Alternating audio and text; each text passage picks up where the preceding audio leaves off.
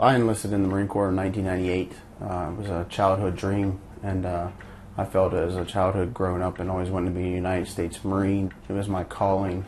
So, 3 weeks out of high school at the age of 17, I had my mom sign some enlistment papers. There was nothing like getting up every day and putting on that uniform and knowing that what my purpose was in life. While I was on active duty, I was sexually assaulted and raped by a staff sergeant, which is a staff non-commissioned officer.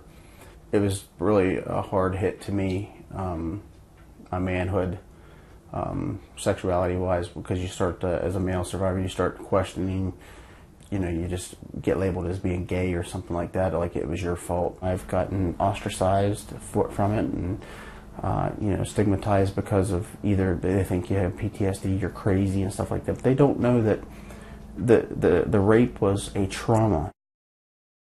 I dealt with post-traumatic stress disorder from the time of the incident till this day. I deal with it, but there's just different ways of how dark it went and how I cope with it now. But my darkest days was in October of 2009. I felt like a disease. I felt like a burden on people's life. I have a daughter that's 10 years old and a wife. Everything that you're dealing with because of the sexual assault or the rape, is rubbing off on them. So you feel like everything you touch, you're just poison to them.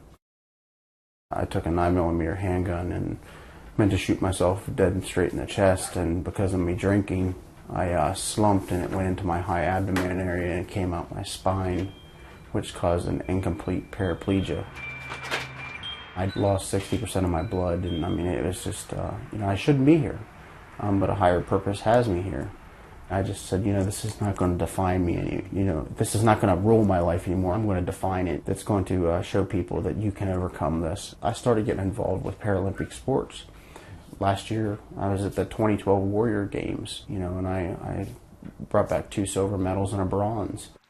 The brightest thing that I'm living for right now, and that I continue to live for each and every day, is myself and my family and friends.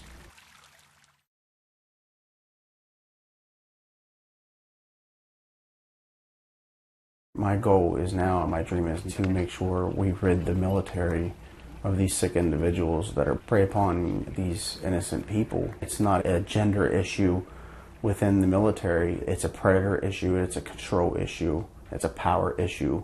And if we can get across to all these people that, hey, you guys need to open your eyes within the military and get these people out of there, because this thing is destroying 17-year-olds, 18-year-olds, 19-year-olds' dreams. And that's the driving force behind me right now.